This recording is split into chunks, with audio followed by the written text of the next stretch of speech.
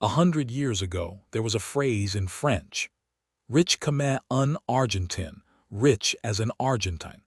It described the South American aristocrats who toured Europe with private rail cars and, allegedly, threw the most extravagant parties in Paris. It wasn't a joke. Around 1900, Argentina ranked among the 10 richest countries on Earth per person, wealthier than France, wealthier than Germany. Buenos Aires was called the Paris of South America, and millions of Europeans emigrated there instead of to the United States. It was a coin flip, New York or Buenos Aires. Then Argentina did something no other country has done quite like it. It went backwards, not in a crash, in a century-long slide from the first world to serial default. Economists have a name for the mystery. They call it the Argentine paradox. Argentina's rise was built on grass. The Pampas, a plain of absurdly fertile soil in a temperate climate close to Atlantic shipping. When two technologies arrived in the late 1800s, railways and refrigerated ships, that grass became money. Beef and wheat could now travel from the Pampas to dinner tables in London. British capital built the railways. European immigrants, millions of Italians and Spaniards, provided the labor. Between 1880 and 1914, Argentina grew at rates the world had rarely seen. Buenos Aires built subway lines, grand boulevards, and an opera house to rival Europe's finest. By 1913, GDP per person was comparable to France's. But look closer at the machine, because its flaws were built in from the start. The wealth came almost entirely from farm exports to one main customer, Britain. The industry was thin. The land was concentrated in a small landowning elite, and the political system was, for most of this period, run by and for that elite. Argentina wasn't a diversified economy that happened to export beef. It was a beef and wheat machine with a country attached. As long as the world bought, nothing needed to change. Then the world stopped buying.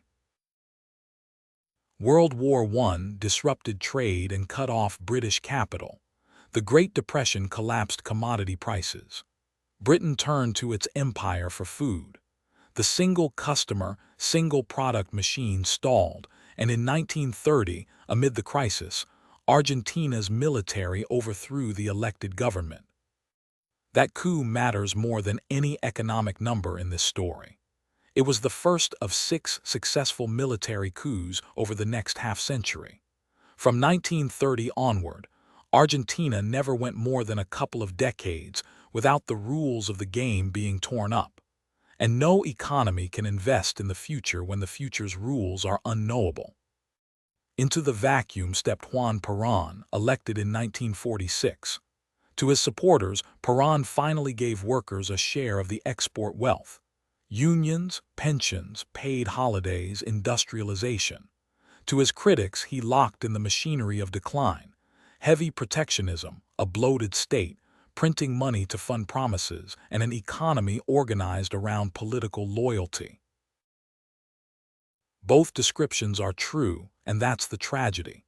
The underlying bet was called import substitution. Wall off the economy, subsidize domestic industry, and grow your own manufacturing. Many countries tried it.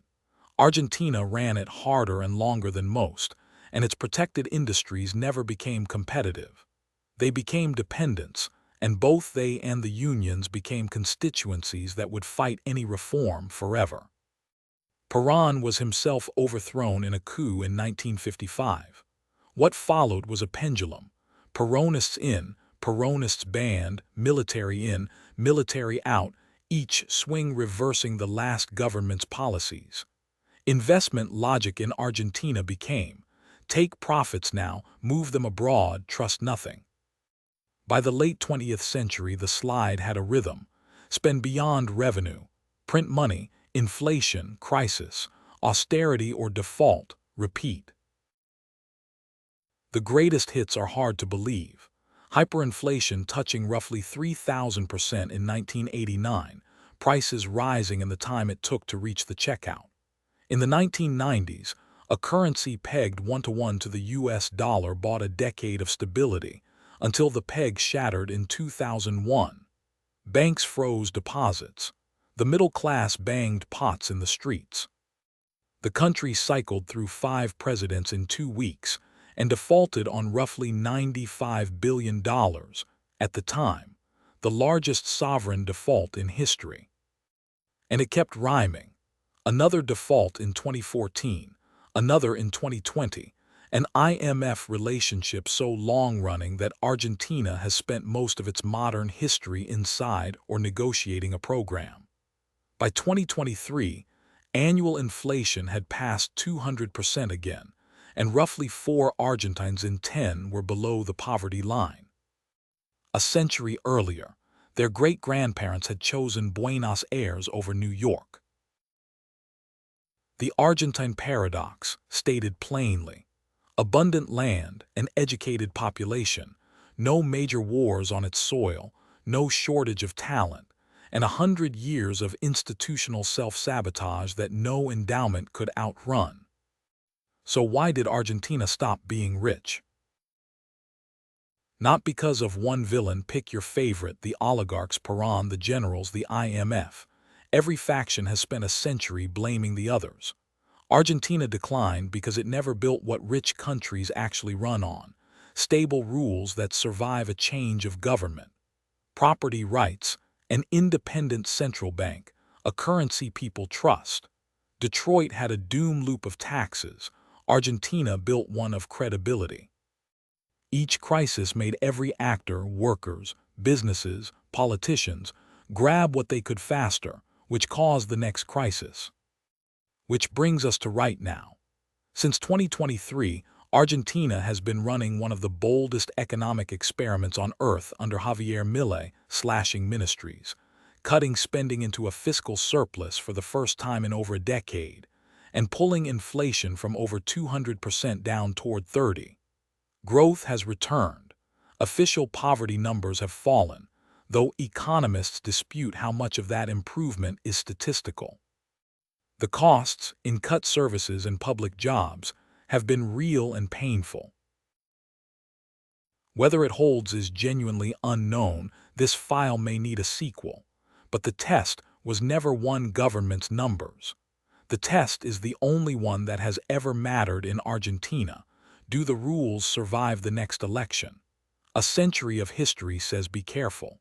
A century of history also says this is what the beginning of a turnaround would have to look like. Rich as an Argentine. The phrase is 100 years old. Whether it becomes current again is being decided right now. Next file, the company that laughed Netflix out of the room, and what that meeting actually cost. Subscribe for Blockbuster.